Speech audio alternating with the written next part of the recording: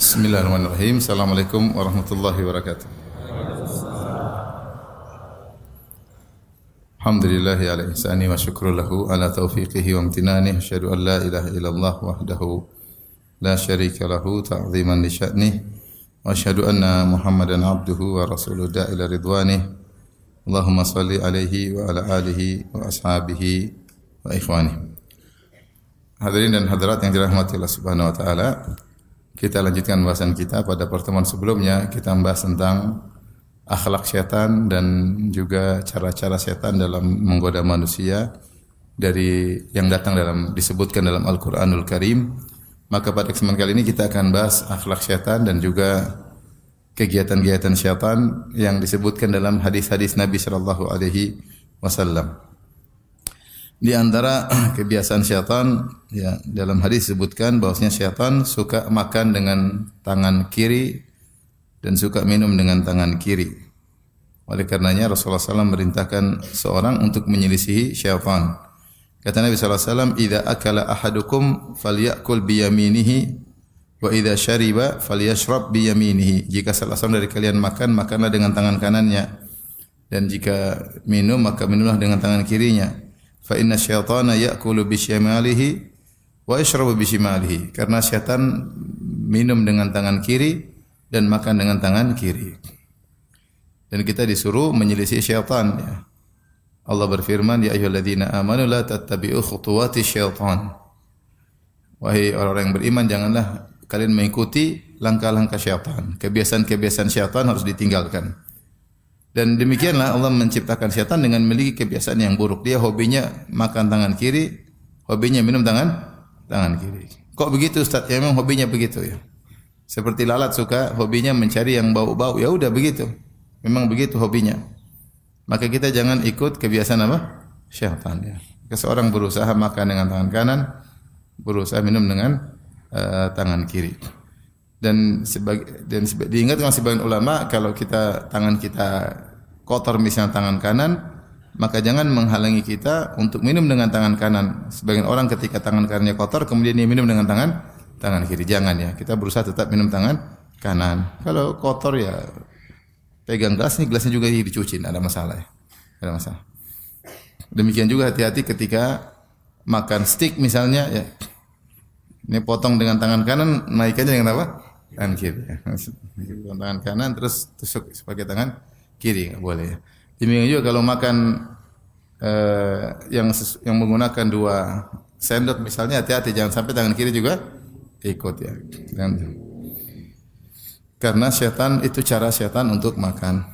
Yang kedua, yang berikutnya, di antara kebiasaan syaitan juga adalah memberi dengan tangan kanan dan memberi dengan tangan kiri dan menerima dengan tangan kiri. Maka seorang muslim berusaha memberi dengan tangan kanan dan menerima dengan tangan kanan. Kata Nabi sallallahu alaihi wasallam, "Liyakulu ahadukum biyaminihi wa liyashrab biyaminihi wa liyakhudh biyaminihi wa liyu'ti biyaminihi fa inna syaitana ya'kulu bishimalihi wa yashrabu bishimalihi wa yu'ti bishimalihi wa ya'khudhu bishimalihi." Hendaknya salah seorang dari kalian liyakul ahadukum biyaminihi, hendak dia makan dengan tangan kanannya, dia minum dengan tangan kanannya, dia mengambil dengan tangan kanannya, dia memberi dengan tangan kanan. Kenapa? Fa inna syaitan, karena syaitan itu makan dengan tangan kiri, minum dengan tangan kiri, memberi dengan tangan kiri, menerima dengan tangan kiri. Ini adab kita latih diri kita dan juga kita latih anak-anak kita, jangan kita sepelekan. Sehingga ketika kita bilang, jangan ikut syaitan, dia terbiasa untuk menyelisih syaitan. Bahwasanya kebiasaan makan tangan kiri itu kebiasaan syaitan, minum tangan kiri kebiasaan syaitan, memberi tangan kiri kebiasaan syaitan, menerima tangan kiri dengan kebiasaan syaitan. Sehingga permusuhan terhadap syaitan selalu hadir dalam hatinya. Ya, kita ingin anak makan tangan kiri itu syaitan seperti itu. Ya, jangan tangan kiri. Kalau ngambil tangan kanan, kalau menerima juga tangan kanan. Kadang-kadang kita gampangin, ya. Mungkin lagi sibuk apa kita kasih tangan kiri, ya. Janganlah. Kita berusaha kalau memang terpaksa, ya ada uzur syar'i atau darurat itu lain cerita, bilang maaf. Tapi kalau kita bisa, kita dapat pahala. Kita apa susahnya kita taruh sebentar baru kita kasih. Insyaallah dapat pahala. Karena kita menyelisih apa? Syaitan, ya. Kemudian di antara kebiasaan setan yang aneh, setan suka pakai sendal satu saja ya. Kok begitu Ustaz? Ya udah itu hobi setan, melihat lalat sukanya ke sampah ya, itu hobinya lalat sudah. Jangan tanya kenapa. Tanya langsung kalau mau tanya. Kata Nabi sallallahu alaihi wasallam, "La yamshiyanna ahadukum fi na'lin wahidah. Lian alhuma jami'an aw liyuhfihuma jami'an." Riwayat Muslim, kata Nabi sallallahu alaihi wasallam, janganlah salah seorang dari kalian berjalan dengan satu sendal. Hendaknya dia pakai dua-duanya atau dia lepaskan dua-duanya. Dan di antara sunnah Nabi sallallahu alaihi wasallam, terkadang Nabi sallallahu alaihi wasallam jalan hafian, terkadang Rasulullah sallallahu alaihi wasallam jalan tidak pakai sendal. Untuk menunjukkan ketawaduan, tidak harus selalu necis, tidak harus selalu keren. Bahkan Rasulullah SAW mengatakan al-badadatu minal iman, kesederhanaan, ketidakrapian kadang-kadang bagian daripada iman. Jadi tidak selalu harus keren, harus necis, harus setrikanya licin, tidak harus begitu. Biasa saja. Agar kita tidak terlalu condong pada dunia. Ya. Sebagian masyayikh kadang-kadang rapi, kadang-kadang kesam raut, enggak ada masalah. Ya. Tidak harus necis terus, tidak harus keren terus. Ya. Sekali-sekali tidak keren agar kita ini tidak selalu condong pada apa? Dunia. Ya. Kalau terlalu keren, penampilan selalu perhatikan, ya biasa-biasa aja. Biasa-biasa aja ya. Ya. Kalau enggak keren, enggak pede, akhirnya terbiasa dengan dunia dan terbiasa dengan penilaian apa? Penilaian netizen. Kata Rasulullah SAW, jangan pakai sendal satu, pakai dua-dua atau lepas dua-duanya. Dalam riwayat dari Tahawi dalam Mushkil Athar, kata Nabi SAW, inna syaitana yamshi fin na'lil wahidah. Karena syaitan itu jalan pakai satu sendal. Ya udah begitu, percaya aja. Syaitan sukanya pakai satu sendal. Kenapa? Ya begitu hobinya. Gitu hobinya. Adapun para ulama ketika membahas larangan memakai satu sendal aja, mereka menyebutkan beberapa ilah, beberapa sebab larangan. Pertama karena ini hobi syaitan, jadi jangan diikuti. Syaitan sukanya pakai sendal satu. Mungkin kalau setan punya toko sepatu jualnya satu-satu.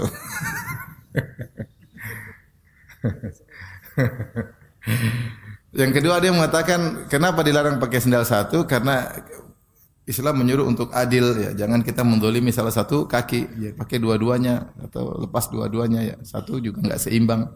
Yang ketiga sebenarnya mengatakan dilarang pakai sendal satu karena menimbulkan syuhrah.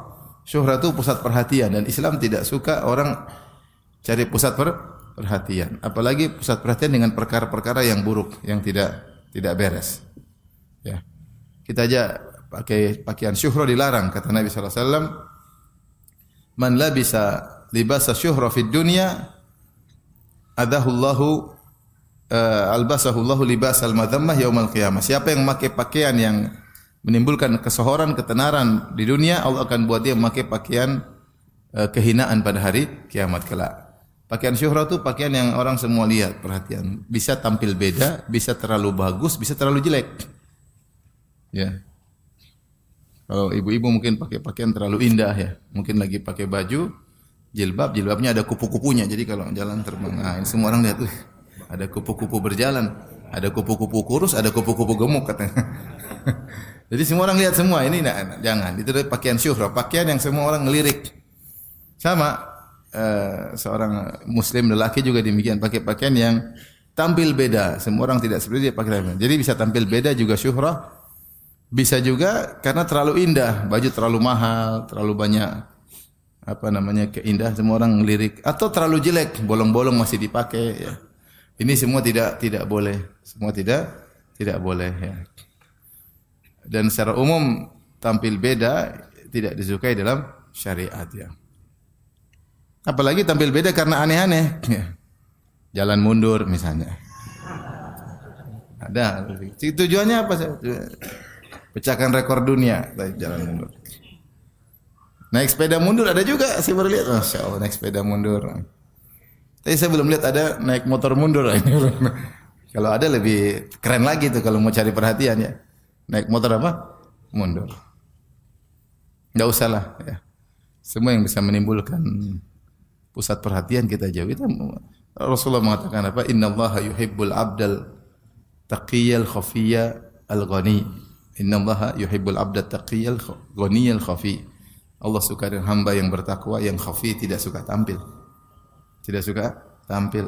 Al-ghani yang apa cukup, ya, tidak minta-minta sama orang, ya. Jadi seorang biasa-biasa saja.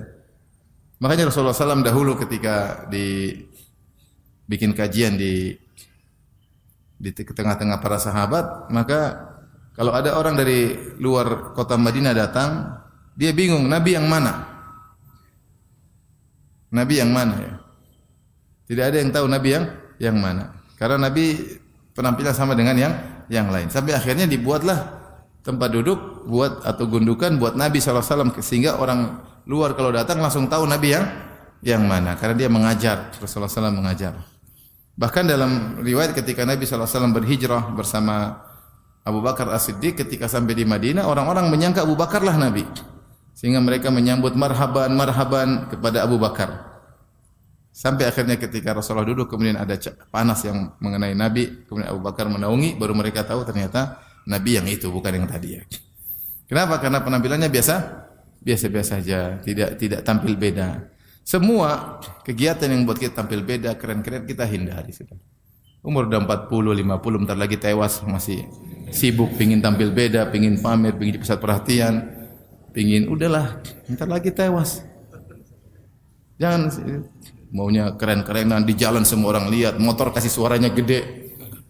Makanya saya dengar, benar atau tidak, katanya kalau ketangkep polisi itu yang motor suara gede ditaruh di telinganya, benar enggak? Hah? Benar. Yang ganggu orang, buat apa semua orang lihat? Mending lihat senang, lihat juga apa? Terganggu. Hidup biasa-biasa saja. Hati-hati juga kalau ternyata ada dakwah kemudian ngajarin seperti itu, jangan. Kita ini bukan orang mau artis, mau jadi pusat perhatian orang. Bukan, ya. Saya pernah jalan di Masjid Nabawi, sekelompok orang berbaju hitam semua, berbaju hitam, sorban hitam, baju hitam, muka berapa lengkap.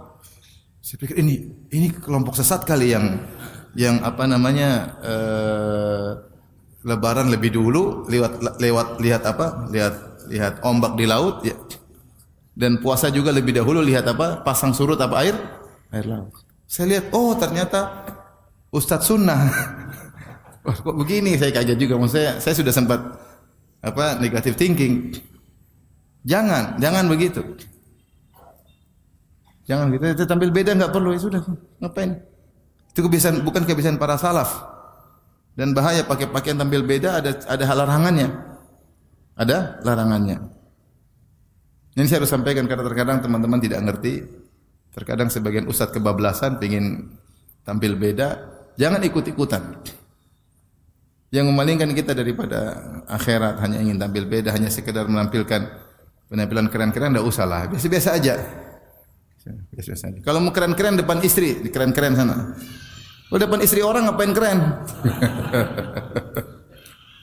Benar enggak? Ini depan istri orang keren, depan istri sendiri amburadul. Kicau beliau. Kacau balau, ya. Baik. Jadi setan suka pakai sendal satu.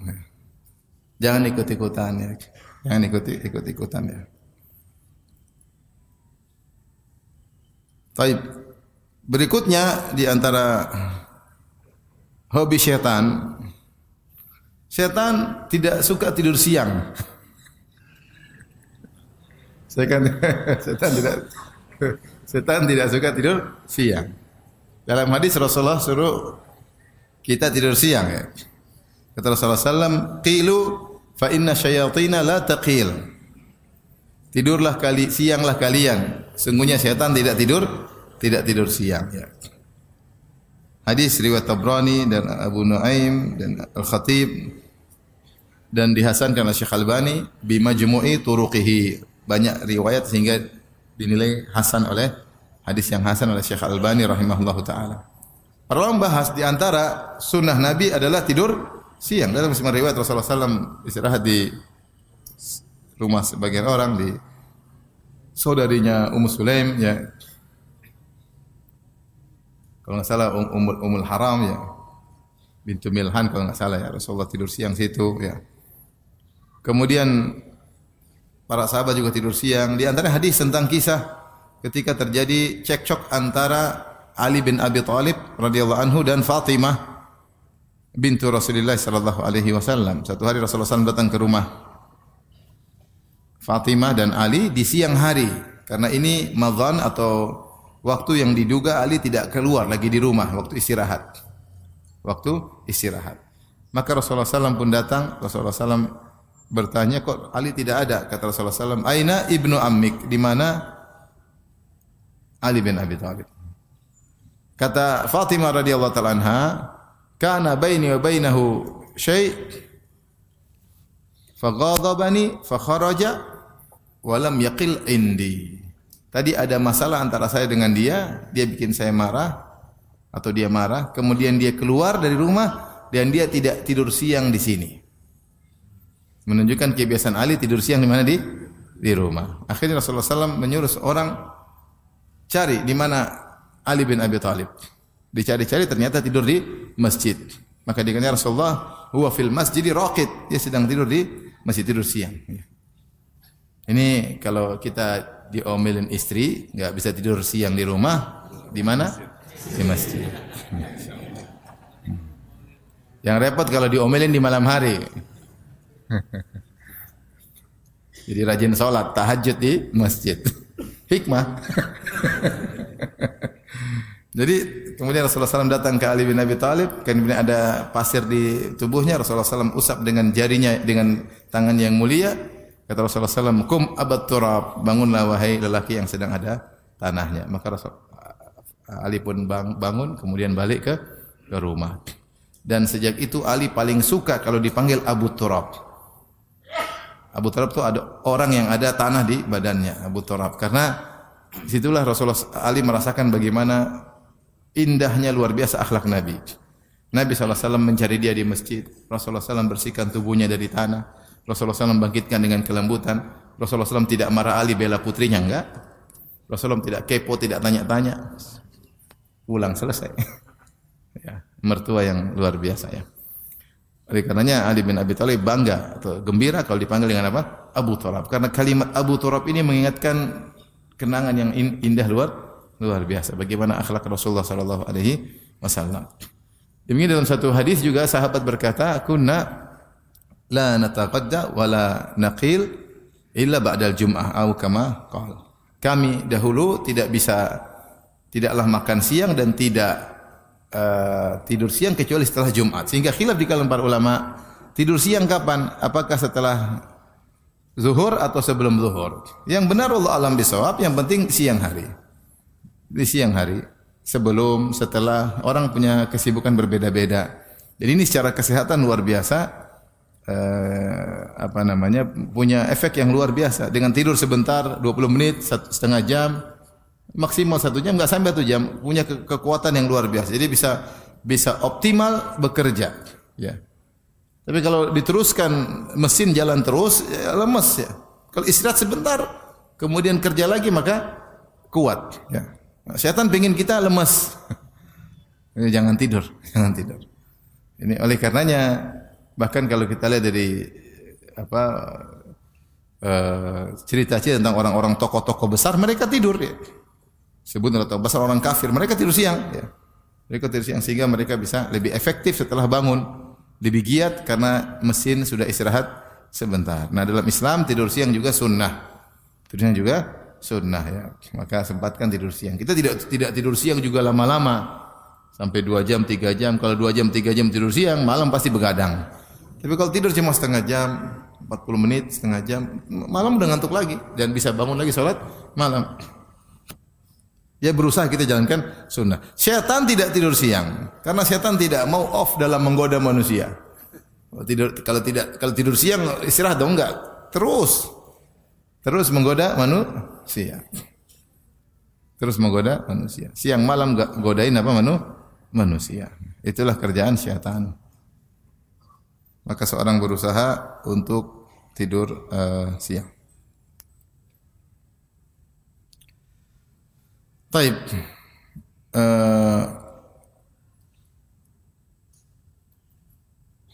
sebagaimana pernah kita sebutkan bahwa setan berusaha untuk ikut serta dalam segala kegiatan manusia. Bagaimana cara menggoda manusia dalam segala kegiatannya ya. Dalam segala kegiatannya. Dalam hadis Rasulullah SAW bersabda, "Inna syaitana yahduru ahadakum inda kulli syai'in min sya'nihi." Sungguhnya syaitan menghadiri salah seorang kalian dalam segala kegiatannya. Jadi syaitan selalu hadir. Bahkan kalau orang ini mau keluar rumah, syaitan sudah siap menanti untuk menggodanya. Inna syaitana qa'ada li bini Adam bituruqihi biatruqihi. Syaitan itu nongkrong di semua jalan yang ditempuh oleh anak Adam. Ya, dalam Al-Qur'an Allah mengatakan, "Tsumma la'atiyannahum min baini aydihim wa min khalfihim wa an aymanihim wa an syama'ilihim wa la tajidu aktsarahum syakirin." Ya Allah, benar-benar aku akan datangi anak-anak Adam dari depan aku goda, dari belakang aku goda, dari kanan aku goda, dari kiri aku goda. Jadi syaitan selalu menggoda. Saya sering sampaikan, kalau kita ini kan ada kegiatan, ada kerjaan, ya. Kerjaan di rumah, kerjaan di luar. Kalau syaitan enggak punya kerjaan kecuali menggoda. Enggak ada disebut dalam riwayat setan berdagang, setan apa, enggak ada. Ya, jadi setan ini benar-benar fokus nggodain kita. Dia cuma liburan kalau bulan Ramadan. Dibelenggu. Habis itu Ramadan aktif kembali. Jadi jangan sampai kita merasa ada saat-saat kita setan off. Dia aja enggak mau tidur siang nggodain kita. Enggak mau tidur siang. Kalau kita sudah mulai digoda-goda, ini setan menggoda ini. Bisik-bisikin, dibuat hasrat bergerak, ini setan udah. Bergejolak setan. Makanya Allah berfirman dalam surat Al-A'raf, "Innal ladzina taqaw idza massahum ta'ifum minasyaitani tadhakkaru fa idza hum mubsirun." Sungguhnya orang bertakwa jika dia merasa ada godaan setan, dia ingat, oh ini saya lagi tergoda ini. Buktinya saya dibuat mikir macam-macam. Buktinya syahwat saya mulai bergejolak. Ini ada peran setan di sini. Karena setan selalu hadir. Setan selalu hadir. Ya, setiap manusia mungkin punya potensi maksiat. Karena kemaksiatan bisa dari luar, bisa dari dalam, faktor internal, faktor eksternal. Ya. Tetapi dia bisa merasakan ini tidak biasa ini. Berarti ada setan yang menggoda. Maka segera dia ingat Allah Subhanahu wa taala. Maka setan ikut serta dalam segala kegiatan manusia. Tapi di antaranya saya bacakan di sini. Kata Nabi sallallahu alaihi wasallam, "Inna syaitana yahdhuru ahadakum inda kulli syai'in min sya'ni hatta yahdhurahu inda ta'amihi." Syaitan menghadiri kegiatan manusia, seluruh kegiatannya sampai ketika makan. Fa idza saqatat min ahadikum luqmatu falyumit makana biha min adha, thumma liyakulha wa la yadu ahli syaitan. Kalau ada makanan jatuh dan masih mungkin dibersihkan, maka bersihkan. Kemudian makan. Ya, dan jangan biarkan untuk syaitan. Ini isyarat bahwasanya syaitan makan makanan sisa. Terus yang buang-buang makanan, syaitan datang makan. Maka jangan dibuang, dibersihkan. Dan di antara tawadhu Nabi sallallahu alaihi wasallam disebut dalam hadis Rasulullah sallallahu jalan, tiba-tiba di tengah jalan Rasulullah sallallahu melihat ada korma. Rasulullah ambil, Rasulullah mau makan, tidak jadi. Rasulullah bersihkan, Rasulullah mau makan, Rasulullah sallallahu enggak jadi. Khawatir ini korma sedekah. Dan Rasulullah sallallahu dilarang makan apa? Harta sedekah. Rasulullah tidak menerima sedekah, Rasulullah SAW hanya menerima hadiah. Tapi Rasulullah SAW sudah bersihkan mau makan. Ustaz, kalau zaman sekarang gimana? Ya pokoknya kalau mungkin untuk dimakan, makan. Mungkin untuk dimakan, makan. Allah mengatakan kalau makanan sudah dibuang, orangnya sudah ditinggalkan oleh pemiliknya, maka itu boleh diambil ya. Tentunya kita berbicara tentang hukum asal ya. Hukum asal. Makanya Syekh bin Baz pernah ditanya, bagaimana tentang orang-orang melakukan kesyirikan kemudian mereka taruh makanan di kuburan? Boleh enggak dimakan? Maka jawabannya secara hukum fikih, kalau ternyata makanan tersebut berupa sembelihan maka tidak boleh, khawatir sembelihan kepada selain Allah Subhanahu wa taala. Tapi kalau buah, kue, maka boleh. Maka boleh. Tapi kita khawatir kalau kita makan orangnya tambah syirik, habis. Habis. Dipikir wah dimakan sama wali ya. Ternyata ya ternyata ya wali-wali daya. Ternyata Bukan wali. Ini kita yang makan ya. Ada kawan dulu tinggal di suatu kota, situ banyak orang penyembah berhala dan mereka sering kasih makanan. Kadang-kadang mereka taruh uang. Teman saya bilang, saya dulu suka ngambil Ustaz, ngambil buah-buah, ngambil duit-duit. Cuma sekarang udah berubah, mereka enggak taruh uang asli, sekarang uang mainan. Kalau dulu mereka taruh uang asli zaman-zaman dulu. Ya, sekarang dewanya bisa dikibulin juga, yang penting perwakilan. Taib, jadi seorang berusaha tidak buang-buang makanan. Dan di antara bentuk mensyukuri nikmat Allah adalah dimanfaatkan seoptimal mungkin. Ini bentuk bersyukur. Kita ngajarin istri kita, anak kita ya, agar tidak mubazir. Beli secukupnya. Kalau enggak cukup, enggak habis ya disimpan kalau memang mungkin. Kalau memang sudah qadarullah enggak bisa lagi ya sudah mau diapain. Tapi selama tidak dibuang-buang, selama masih bermanfaat jangan dibuang-buang. Karena kalau dibuang maka syaitan yang makan. Salah satu hobi syaitan adalah makan makanan sisa yang kotor yang dia suka. Kok begitu Ustaz? Sudah jangan tanya. Sama dengan lalat, kenapa suka sampah-sampah? Maka Rasulullah SAW jika datang jatuh satu makanan, maka kau bersihkan. Kemudian ini sunnah Nabi SAW. Ya beda kalau jatuh di sampah enggak, tapi kalau selama jatuh di lantai rumah kita, jangan terlalu pikiran macam-macam, udah bersihin aja enggak ada masalah. Beda kalau jatuh mungkin di luar kena kotoran atau apa yang lain. Tapi kalau di rumah di lantai rumah kita, kita lagi di kamar jatuh, ambil aja. Jangan terlalu higienis, kata dokter. Kalau terlalu higienis dia enggak punya imun untuk apa? Terlalu higienis susah sendiri ya. Susah sendiri. Nah, saya dulu punya kawan ada, higienis banget, dikit-dikit cuci tangan, mau makan cuci tangan, bisa cuci tangan, mau satu lagi cuci tangan, sakit ya. Terlalu apa? Higienis ya. Terlalu steril ya. Salah ya? Terlalu steril atau terlalu higienis? Sama ya, mirip ya. Ada dokter sini enggak enak. Taib. Bahkan Rasulullah SAW mengatakan, fa idza faragha fal ya'laq asabi'ahu. Kalau sudah selesai makan hanya dia jilat jari-jarinya. Kenapa? Fa innahu la yadri fi ayyi ta'amihi takunul barakah. Dia tidak tahu keberkahan di mana. Jadi kalau kita makan nasi satu piring, ada berkah di antara makanan tersebut.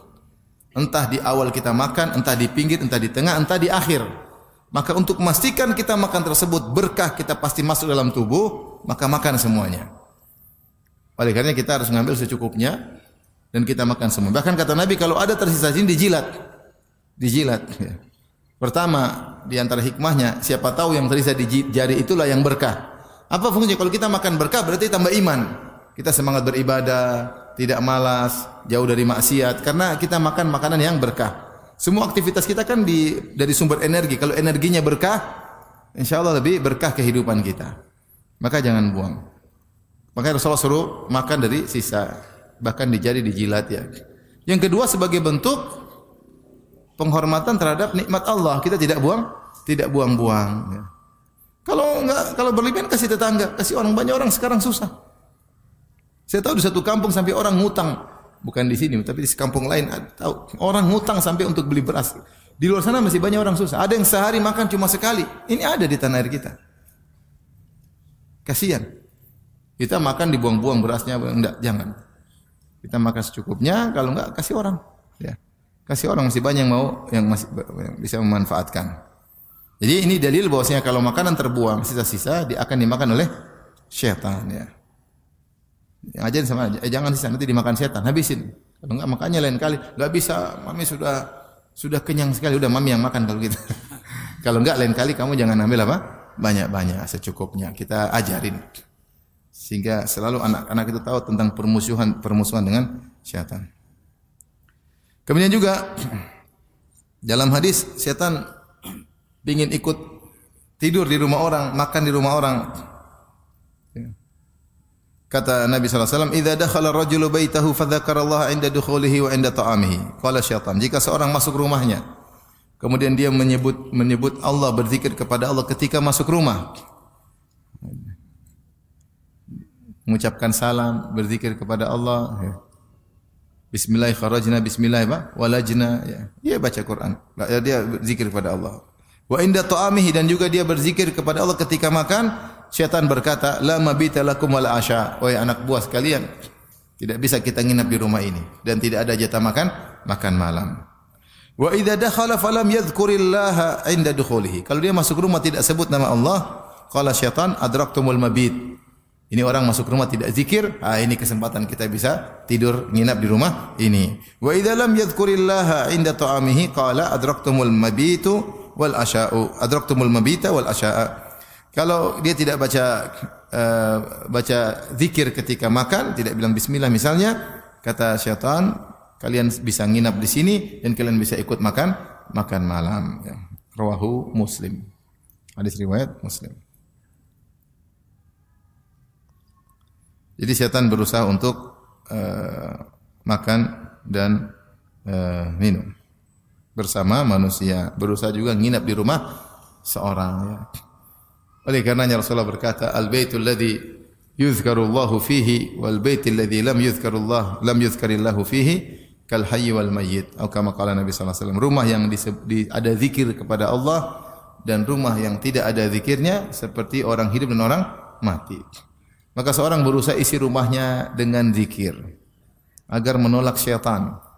Di antaranya masuk rumah baca zikir, kemudian di rumah salat sunnah, baca Quran di rumah, mau makan zikir kepada Allah Subhanahu wa taala, doa-doa jangan ditinggalkan agar dijaga dari godaan syaitan. Syaitan senantiasa menggoda ya. Menggoda.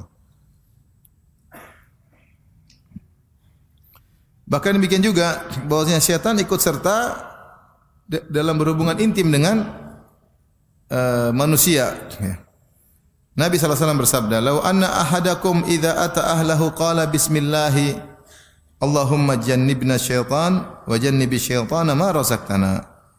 Seandainya salah seorang dari kalian ketika mendatangi istrinya, kemudian dia berkata bismillah, Allahumma jannibna syaitan, ya Allah jauhkanlah kami, itu aku dan istriku dari syaitan. Wa jannibi syaitana ma razaqtana, dan jauhkanlah syaitan dari anak yang akan kau beri rezeki kepada kami. Kata Nabi sallallahu alaihi wasallam, faqada bainahuma walad. Kalau seandainya dia mengucapkan doa tersebut, lantas Allah takdirkan ada anak dari hubungan intim tersebut, lam yadhurruhu syaitan, maka syaitan tidak akan bisa beri mudarat kepada anak tersebut. Hadis riwayat Bukhari dan Muslim. Apa maksudnya syaitan tidak bisa beri mudarat? Anak ini pasti jadi orang soleh di kemudian hari. Bukan berarti dia tidak punya dosa, dia mungkin salah, dia mungkin berdosa, tapi ujungnya dia akan menjadi anak apa? Soleh. Kenapa? Waktu proses pembuatannya, ya, kedua orang tuanya baca doa kepada siapa? Allah, agar dilindungi dari syaitan. Maka ini perlu diperhatikan. Menunjukkan syaitan ikut serta. Dan dalam Al-Quran Allah mengatakan, wasyarikhum fil amwali wal auladi wa'iduhum. Ya. Kata Allah, silakan engkau iblis menyertai mereka, itu anak-anak Adam, fil amwali wal aulad, dalam harta dan dalam anak-anak. Sebagian ulama menafsirkan musyarakat atau partisipasi iblis atau syaitan terkait dengan anak-anak, di antaranya ketika proses hubungan intim, maka syaitan ikut serta.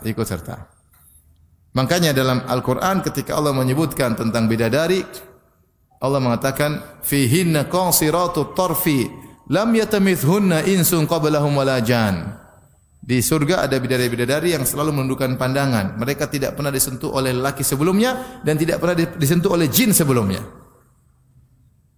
Jadi jin bisa ikut serta dalam hubungan intim dengan manusia, dan kenyataan menunjukkan beberapa kasus kita dapati sebagian jin masuk dalam hati, dalam tubuh seorang wanita. Kenapa? Karena dia jatuh cinta. Dia suka dengan wanita tersebut. Dan di antara pernah kasus yang saya hadapi, seorang wanita susah untuk kita ruqyah. Di Korea ternyata dia cinta sama jin tersebut. Jadi dia kemasukan jin, di ruqyah masuk. Kenapa? Ternyata dia cinta sama jin tersebut. Jin tersebut ternyata ketika datang dalam bentuk seorang yang tampan, seorang yang keren, ya. Ya, sementara mungkin cewek ini pas-pasan. Tapi dalam gambaran jin cantik, ya jin matanya beda-beda. Tapi intinya jalinan cinta manusia dan jin terjadi. Sehingga bisa, nah kalau kita cerita banyak kasus, tapi itu di antara yang pernah kita hadapi langsung, bahwasanya kalau cerita juga banyak ya. Itu di antara yang saya pernah hadapi langsung, bahwasanya cinta bisa terjadi antara jin dan apa? Manusia. Maka kalau seorang lupa untuk baca doa, bisa jadi syaitan ikut serta berhubungan intim dengan istrinya. Maka dua-duanya berusaha baca, suami dan istri baca. Apa doanya? Bismillah. Allahumma jannibna syaitan wa jannibi syaitana ma razaqtana. Jangan lupa ya.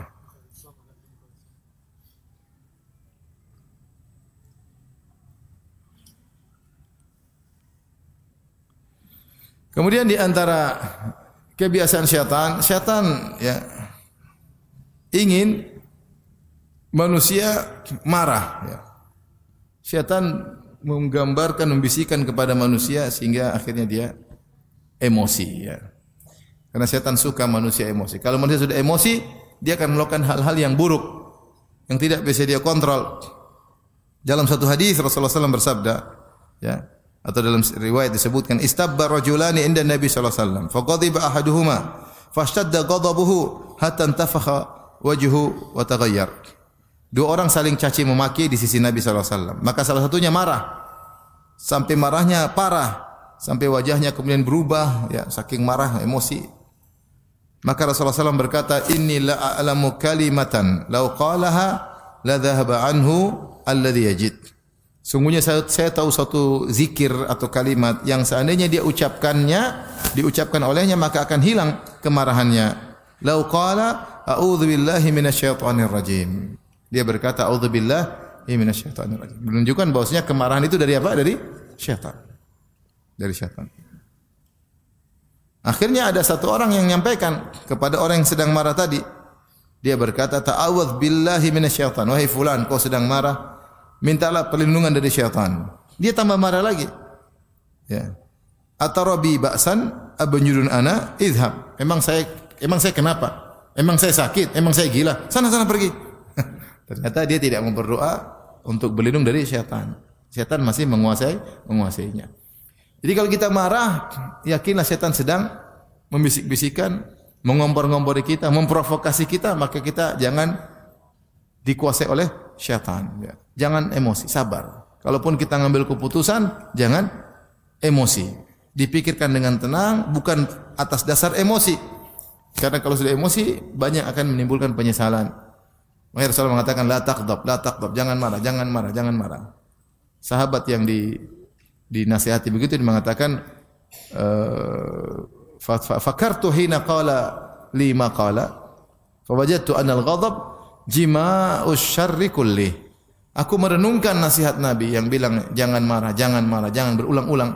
Aku renungkan ternyata segala sebab kerusakan adalah kemarahan.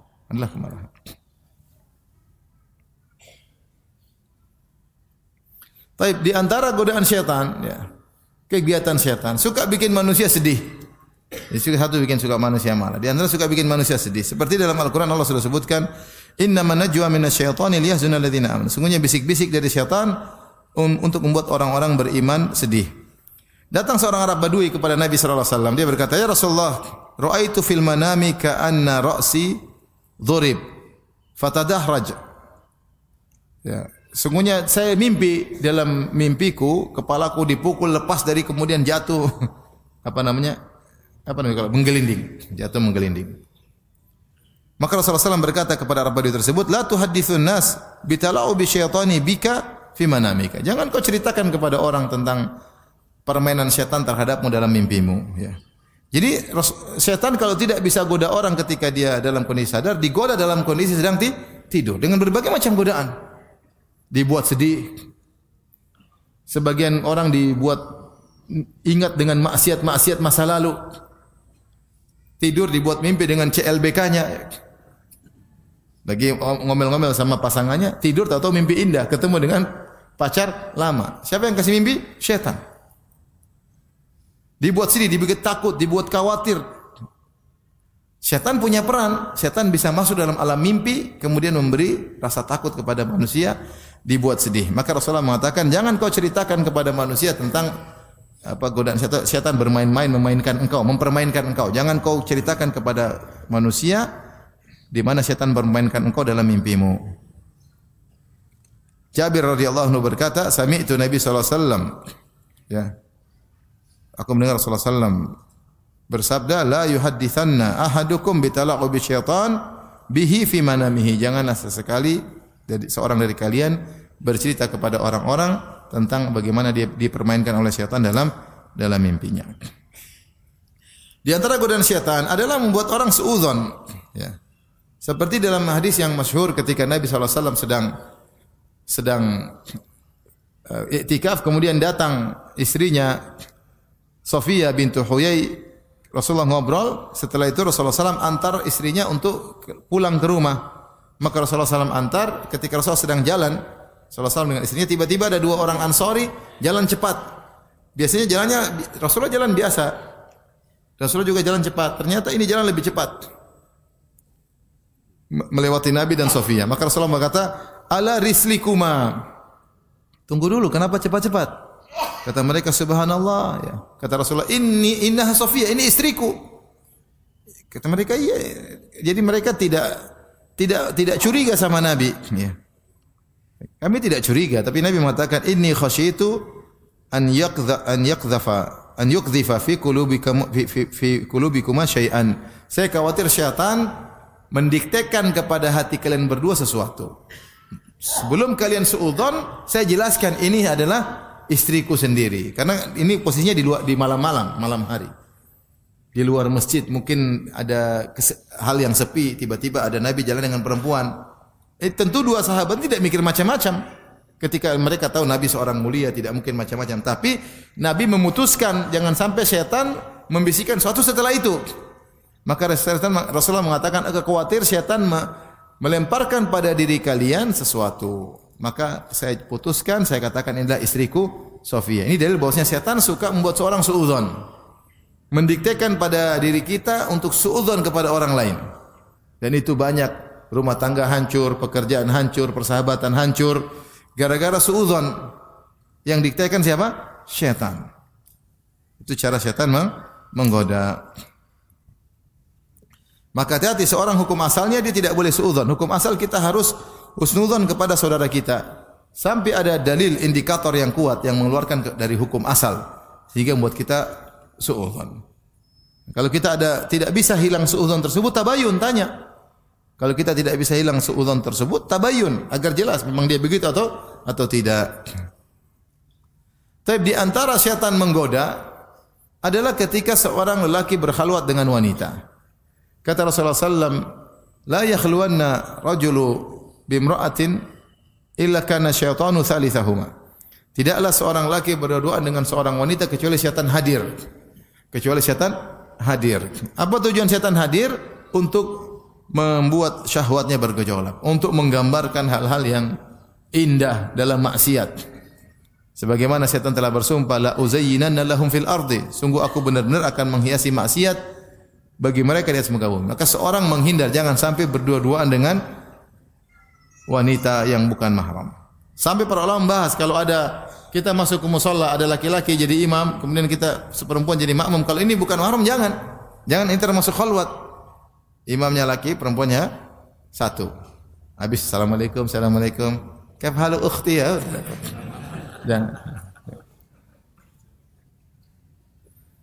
Jangan berdua-duaan. Di antara berdua-duaan yang dilarang kalau satu laki satu perempuan dalam lift. Laki perempuan tidak ada orang. Karena apa itu khalwat? Khalwat itu berdua-duaan dan tertutup dari pandangan manusia. Itu namanya khalwat. Adapun misalnya saya di sini terus ada perempuan datang, saya berdua di sini, tapi dilihat oleh banyak orang, ini bukan khalwat. Khalwat itu tertutup dari pandangan apa? Manusia. Rasulullah pernah didatangi oleh seorang wanita kemudian berdua dengan wanita tersebut, tapi di hadapan pandangan para sahabat. Karena kalau di hadapan orang setan menggoda susah, tapi kalau sendirian berdua ini yang repot. Ya. Tapi kalau lift memang cuma sebentar ya, kecuali liftnya 100. Ini ya 100 tingkat. Itu cuma sebentar. Hukum asalnya enggak boleh, tapi kadang-kadang darurat kita ya sudahlah. Hukum asalnya tidak boleh. Apalagi wanita tersebut kita kenal, mending kita keluar. Misalnya kita masuk lift ternyata istri teman kita, jangan masuk. Tapi kita masuk lift ternyata orang Arab, orang luar negeri, ya insya Allah dia enggak goda kita dan kita juga tidak menggoda. Darurat ya. Tapi kalau kita kenal itu mending jangan, enggak usah. Karena setan lebih mudah untuk menggoda.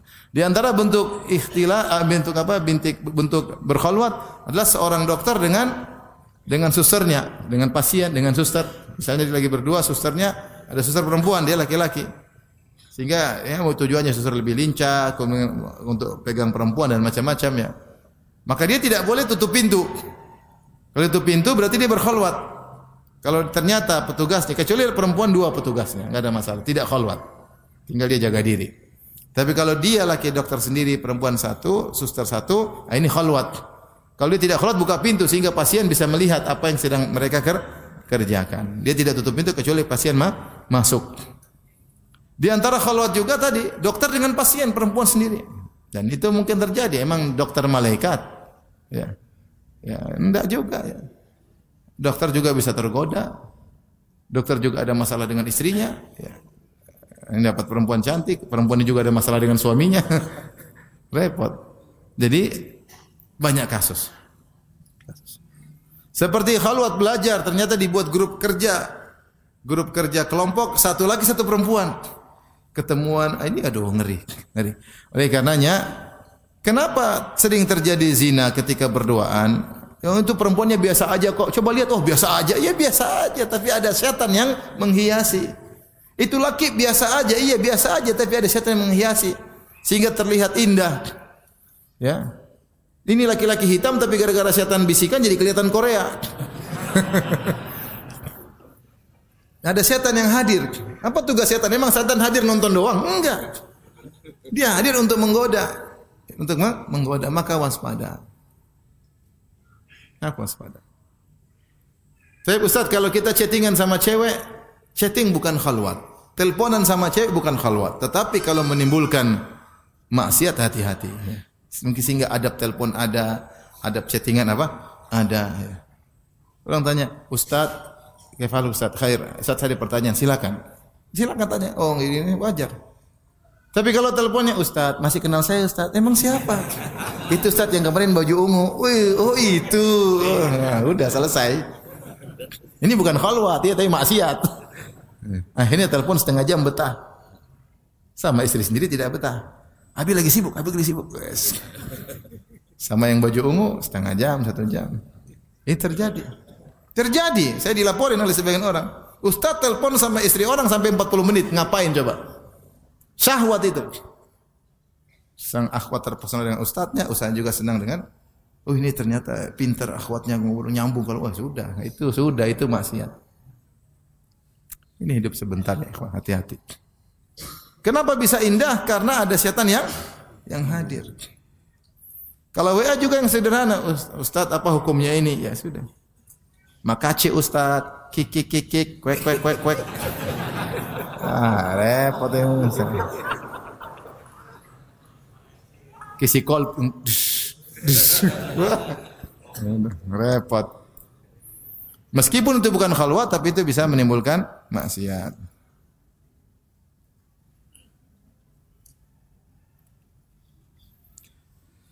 Tapi berikutnya, saya lupa tadi terkait mimpi. Mimpi benar, mimpi terkadang isyarat. Mimpi itu kan ada, Nabi sebut ada 3. Dari Allah sebagai isyarat yang bisa kita tafsirkan. Yang kedua dari gangguan syaitan, tadi Nabi juga sebut. Yang ketiga, dari sering diomongin jadi kebawa mimpi. Siang-siang ngomong, saya mau poligami. Terus tidur, poligami. Wah, kayaknya petunjuk dari Allah. Enggak. Ente itu apa namanya? Itu ngobrol siang hari, malam ke bawah ya. Itu namanya ke bawah ya. Ada cerita lucu, saya diceritain, Allah benar atau tidak ceritain ya. Katanya ada yang mimpi poligami. Sedih bangun dia senyum-senyum. Istrinya tanya, "Kamu kenapa senyum-senyum?" Enggak. Kenapa senyum-senyum? Enggak. Kenapa? Enggak, tadi Abi mimpi poligami. Kamu tidur lagi ceraikan tuh perempuan katanya. Baik, kita lanjutkan. Di antara godaan syaitan adalah berusaha merusak ibadah seseorang. Ini di antara tujuan utama syaitan. Merusak ibadah seseorang dengan berbagai macam cara. Di antaranya syaitan pernah lakukan kepada Nabi. Dalam hadis Rasulullah bersabda, "Inna syaitana arada li fashadda alayya liyaqta'a as-salata alayya." Setan lewat depanku kemudian dia menggangguku ingin memutuskan salatku. Fa amkanani Allahu minhu, Allah buat aku bisa menangkapnya.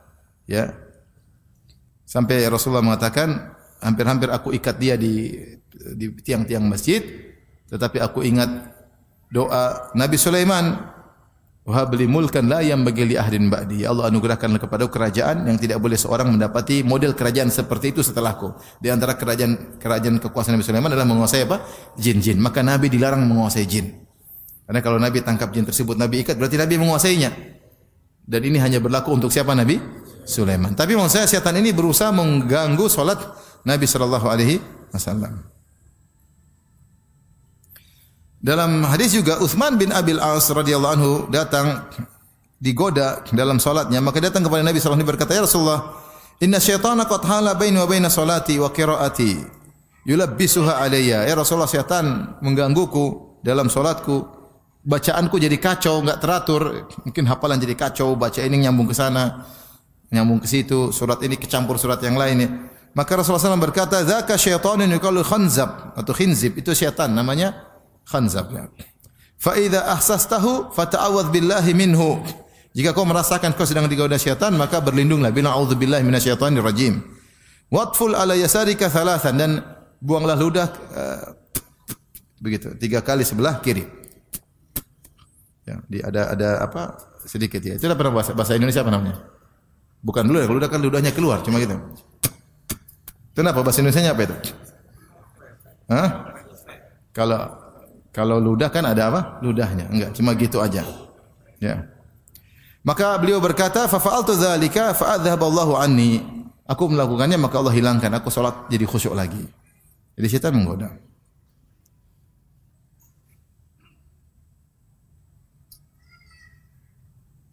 Dalam hadis juga Rasulullah bersabda, "Inna syaitana ya'ti ahadakum wa huwa fi salatihi." Syaitan datang kepada seorang sementara dia sedang salat. Fa ya'khudhu sya'ratan min duburihi fayamuddaha fayara annahu qad ahdatha. Maka syaitan datang, syaitan ambil rambut sekitar duburnya, syaitan tarik-tarik rambutnya sehingga dia merasa bahwasanya dia sudah buang angin. Kata Nabi, "Fala yansarif hatta yasma' sautan aw yajid riha." Jangan dia berpaling, jangan dia batalkan salatnya sampai dia mendengar suara atau dia mencium aroma. Ternyata kita merasa buang angin, ternyata godaan apa? Syaitan. Kecuali kalau ada suara, berarti bukan syaitan, memang serius. Tapi kalau enggak ada suara, ini syaitan yang bikin, seakan-akan ada angin. Dalam riwayat bahkan tiupan. Ibnu Abbas berkata, "Inna syaitana yutifu bil abdi liyaqta alaihi salatahu." Syaitan yutifu itu apa? Mengitari, muter-muter orang sedang salat. Jadi syaitan bukan tungguin antum, dia muter-muter cari celah gimana goda orang ini. Dia sedang salat nih. Begitu salat langsung dia goda. Fa idza ayahu, kalau dia tidak mampu menggoda orang ini, nafakha fi duburi, maka setan tiup di duburnya. Seakan-akan dia kentut. Kok ada angin? Nah, setan ini kentut apa? Tiup-tiup sembarang. Fala yansarif, maka jangan dia batalkan salatnya. Hatta isma' sautan aw jidriha, sampai dia mendengar suara atau dia mencium apa? Aroma. Kata Ibnu Abbas, "Wa ya'tihi fayasiru dzakarahu fayurihi annahu kharaja minhu syai'." Bahkan setan pun datang ke kemaluannya, kemudian setan menggerakkan seakan-akan keluar tetesan. Ya. Kata Ibnu Abbas, "Fala yansarif, jangan batalkan salatnya hatta yastakin," sampai dia yakin memang dia pipis. Kalau enggak itu godaan apa? Syaitan. Karena syaitan memang goda, buat orang waswas. Sudah waswas salat itu enggak teratur. Sekarang banyak orang tertipu waswas, sudah wudu dikira belum wudu. Sudah sekali kayaknya belum, tambah lagi sampai wudu lama sekali, kasihan. Saya ada kawan anaknya begitu, padahal sudah sekolah agama, begitu. Saya bilang, "Kau ikuti waswas dosa.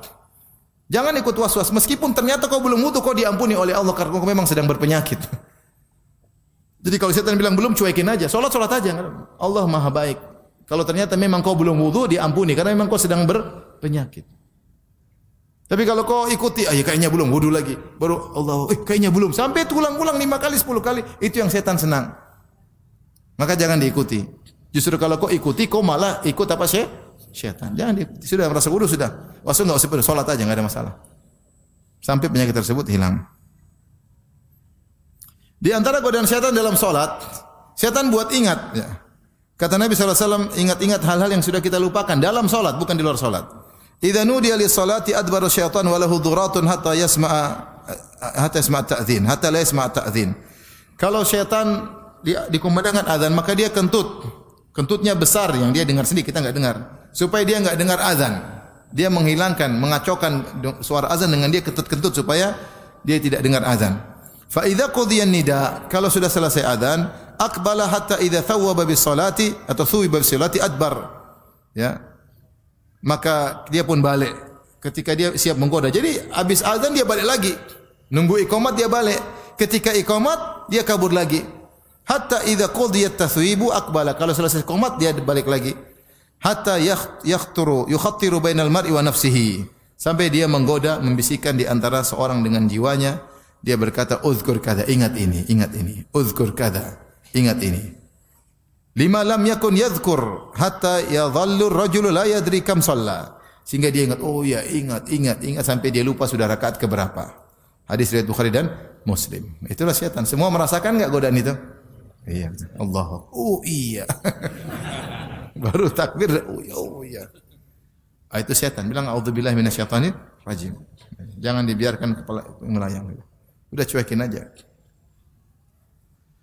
Demikian juga di antara godaan setan ketika salat membuat kita kepo sehingga kita nengok. Nabi sallallahu alaihi wasallam ditanya tentang iltifatir rajuli fi salat. Seorang yang nengok sini. Kata Rasulullah SAW, huwa ikhtilasun yakhtalisuhu syaitanu min salati ahadikum. Hadis riwayat Bukhari. Itu adalah curian, setan mencuri pahala salat kalian. Allah. Kecuri pahalanya. Jadi kalau salat jangan tengok. Karena setan ingin mengurangi pahala salat seseorang. Kalau kita tengok-tengok yang tidak perlu, kepo, ada dengar suara ngelihat, udah. Pahala kena roaming. Setan hilangkan pahala tersebut.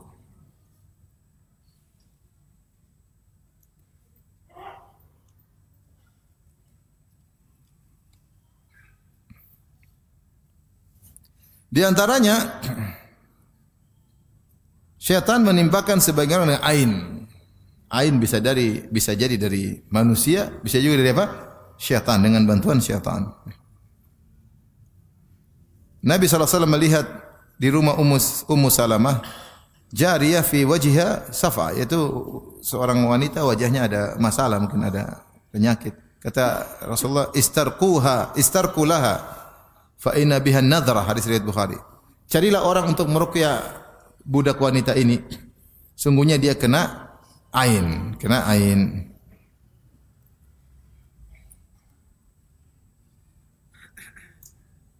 Ada yang menafsirkan ain min nadharil jin.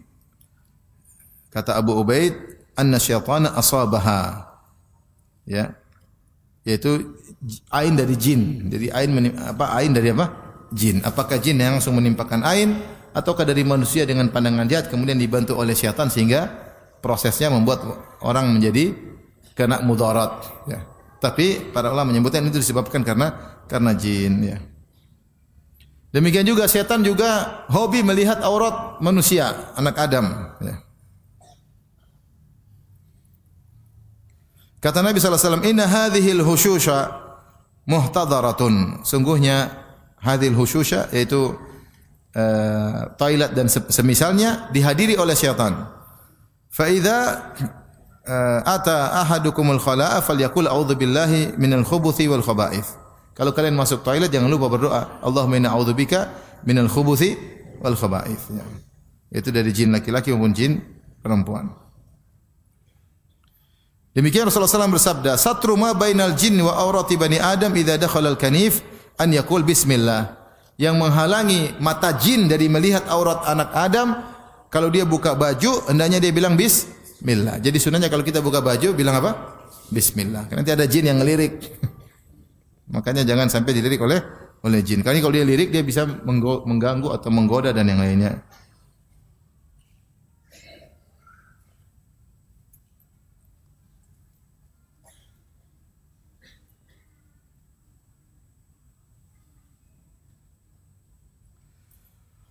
Taib.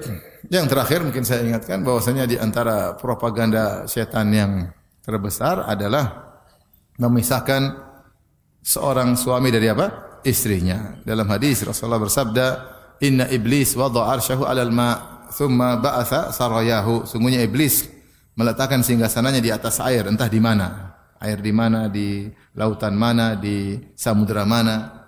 Pokoknya dia punya singgasana. Thumma ba'atha sarayahu, kemudian dia utus anak buahnya. Fa adnahum minhum manzila a'dhamuhum fitnah. Maka anak buahnya yang paling dekat dengan dia, yang pangkatnya paling jenderal adalah yang paling besar fitnahnya.